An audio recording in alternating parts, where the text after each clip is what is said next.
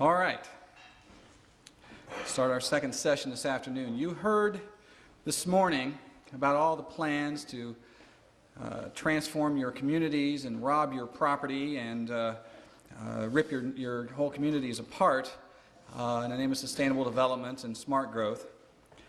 The question has been asked many times how the people who are perpetrating these things expect to do this and make it last when you have a nation of people who were raised and educated on individual rights and the Constitution and so forth. And the answer to that is that you steal a generation of children and you indoctrinate them so that they accept these ideas and they become global citizens in the coming global village. And that's exactly what we're going to talk about here this afternoon. Michael Chapman is an educational researcher and an author. He is also a member of the board of the Maple River Education Coalition and founder of the American Heritage Research. Through research and study, the Maple River Coalition is finding a direct link between the restructuring of our schools through federal programs like Goals 2000 and School to Work, and the restructuring of our communities through sustainable development. Michael Chapman and his group have discovered that today, as revealed in the national curriculum standards, education is no longer about preparing our children to maintain true liberty in a sovereign America. Instead, it is about indoctrinating our children to accept citizenship in a future global village.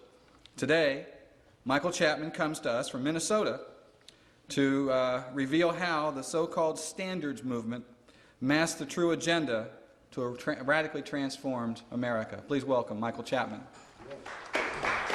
Thanks, Tom. Thank you all for sitting in this long. It's been a long day, and you've heard some great speakers.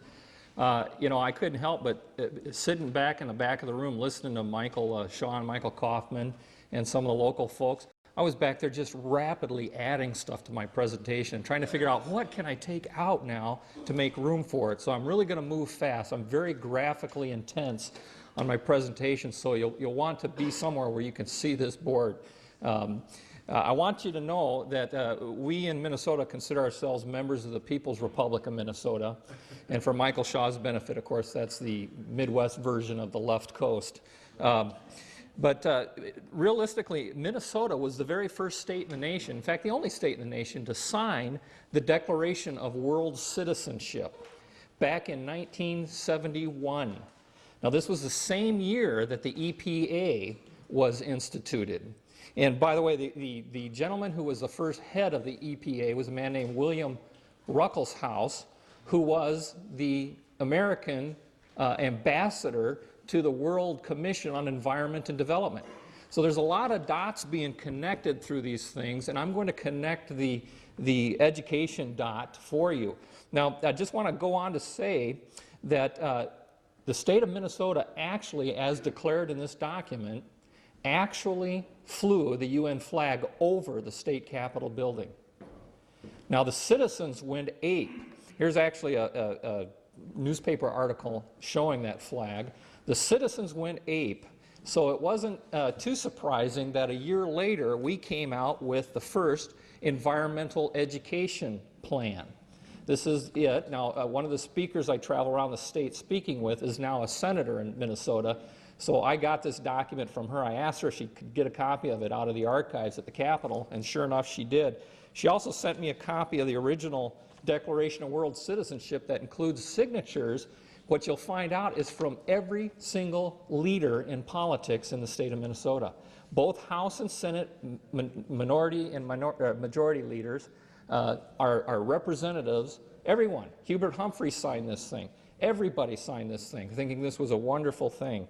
So it's not too surprising that the paper was all behind this and quoted George Bush, the country's new UN ambassador, said this: "It is President Nixon's deeply held conviction, which I share completely, that the whole UN system must be strengthened in the field of peace and security, social and economic development." Now keep in mind, before the term sustainable development was in vogue, that was a marketing term that cost the taxpayers millions of dollars to come up with in order to mask what this really is. This has been in our curriculum since then, And it's been nationally in our curriculum since 1994, every single classroom in America. In fact, I have challenged teachers as I travel around to say, show me any textbook, any subject, any grade, any page, and I will show you blatant propaganda meant to transform this nation. Lincoln once said, the philosophy of the schoolroom in one generation will become the philosophy of government in the next. We are reaping the consequences of having turned a generation of children over to this new system.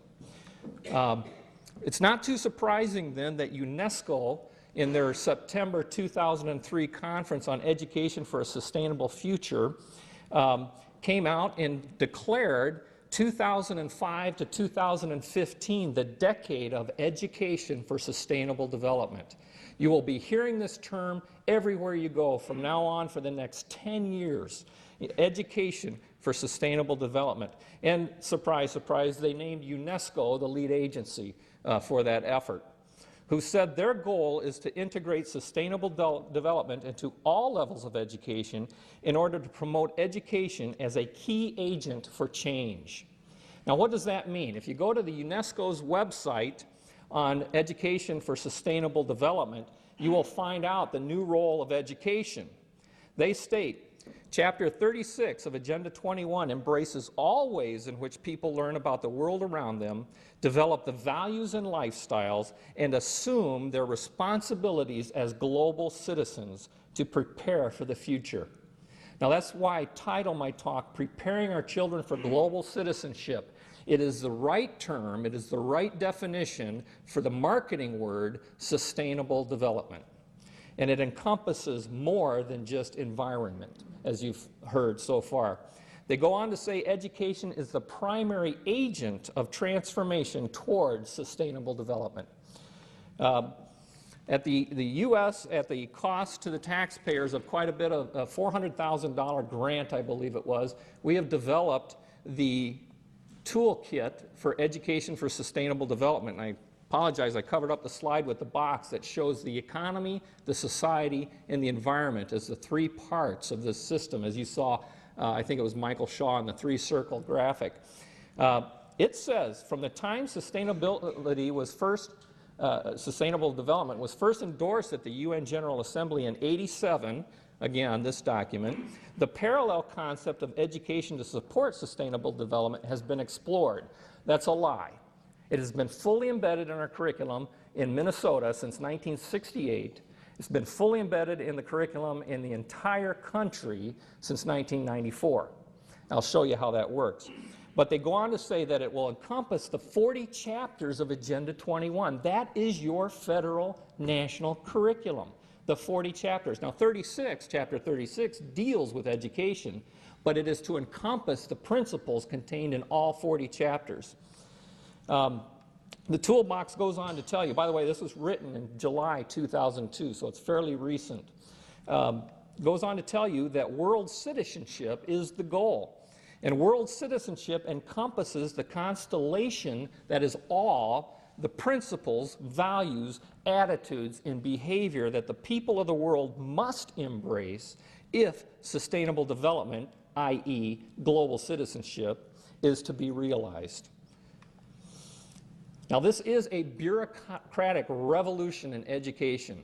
The prime bureaucracy is the U.S. Department of Education, which was instituted in 1979 by President Jimmy Carter as a promise to put the principles of sustainable development in place before the term was coined. But this was the entire purpose of the U.S. Department of Education, now I believe the world's largest employer. Under its direction is the Office of Education Research and Improvement. They oversee the 10 regional education laboratories. You can go to their website and see these are the 10 regions of the U.S., and each region has a director and a directorate to be responsible for each piece. Now, it was the Mid-Continental Regional Education Laboratory, which recently changed their name, that was in charge of putting together the national curriculum. They called it the standards-based movement. This, for instance, is the social studies curriculum that states that it is clear that the dominant social,